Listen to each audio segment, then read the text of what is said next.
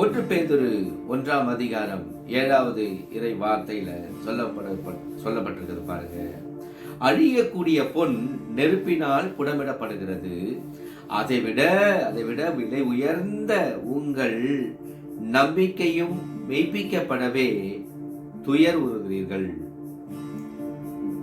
இயேசு கிறிஸ்து வெளிப்படும் பொழுது அந்நம்பிக்கை உங்களுக்கு புகழும் மாண்பும் பெருமையும் தருவதாய் விளங்கும்.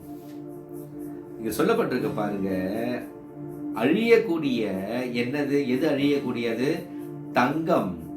நம்ம ஓடுறோமே அது பின்னாடி, உலகமே அது பின்னாடி தான் ஓடிட்டு இருக்கு. அதுதான் இன்னைக்கு உலகத்துல நிறைய திருமணங்களை நிச்சயிக்கிறது அந்த கேவலமான அந்த தங்கம் தான். அந்த கேவலமான தங்கம், அப்படிதான் சொல்வேன் நான். தங்கத்தை நான் மதிக்க மாட்டேன். எஸ், அந்த கேவலமான தங்கத்தை விட ஆண்டவர் சொல்லுகிறார், அந்த கேவலமான பொன் நெருப்பினால் புடமிடப்படுகிறது. ஏன் புடமிடப்படுகிறதுனா, அது நெருப்புல புடமிடப்பட்டாதான் அந்த பொன்னானது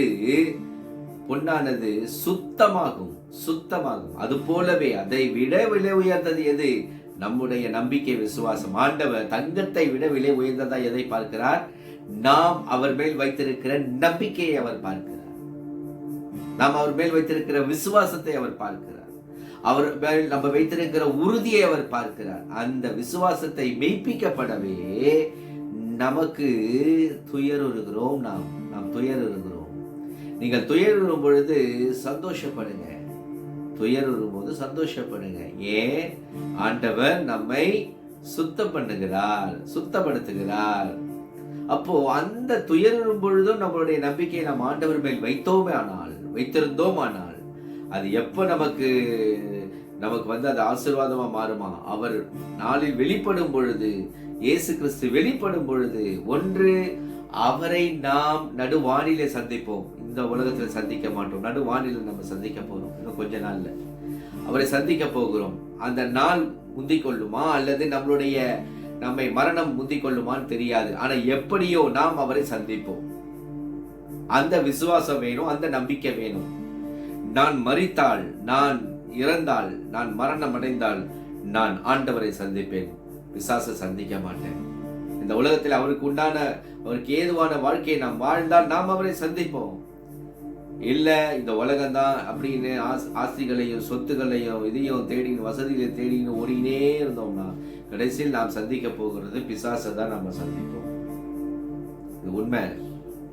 பிரியமானவர்களே, ஆக நாம் அவர் மேல் நம்பிக்கை கொண்டு எல்லா காரியங்களையும் நாம் செய்யும் பொழுது, அவர் வெளிப்படும் பொழுது அந்த நம்பிக்கை உங்களுக்கு புகழும் மாண்பும் பெருமையும் தருவதாய் இருக்கும். உங்களுக்கு புகழ் கிடைக்கும், மாண்பு கிடைக்கும், பெருமை கிடைக்கும். இவ்வளவு யாருக்கிட்ட இருந்து கிடைக்கும்? உங்களுக்கு அவரே, ஆண்டவராகிய இயேசு கிறிஸ்துவே, அவரிடம் இருந்துதான் நமக்கு என்ன கிடைக்கும்? இந்த மாண்பு கிடைக்கும், புகழ் கிடைக்கும், பெருமை கிடைக்கும். அவர் நம்மளை அப்ரிஷியேட் பண்ணுவாருங்க. வா என் மகனேன்னு சொல்லுவார். அவர் வா மகனேன்னு வந்து நம்மளை பரலோகத்துல வந்து ஒரு வான தூதர் வந்து வரவேற்க கூடாது, வாங்கன்னு கூட்டிட்டு போக கூடாது. அவர் இறங்கி வரணுங்க. அவர் வந்து நம்மளை கூட்டிட்டு போகணுங்க. நாம் அந்த வாசல் அண்டை போகும் பொழுது, பரலோகத்தின் வாசல் அண்டை போகும் பொழுது அவர் வந்து நம்மளை கூட்டிட்டு போகணும். யோசிச்சு பாருங்க, அவர் நம்மை கொண்டு போகும்பொழுது எப்படிப்பட்ட ஒரு குளோரி இருக்கும் அந்த இடம். யோசிச்சு பாருங்க. எல்லா பக்கமும் வானத்துதல் நிற்பாங்க, அப்போஸ்தலர்கள் நிற்பாங்க, இறைவாக்கியர்கள் நிற்பாங்க. அவர் நம்ம கையை பிடிச்சிக்கிட்டு நடுவுல நம்மளை கூட்டு போவாரு. எல்லா கண்களும், பரலோகத்தில் இருக்கிற அத்தனை கண்களும் நம்மை பார்த்து கொண்டு இருக்கோம்.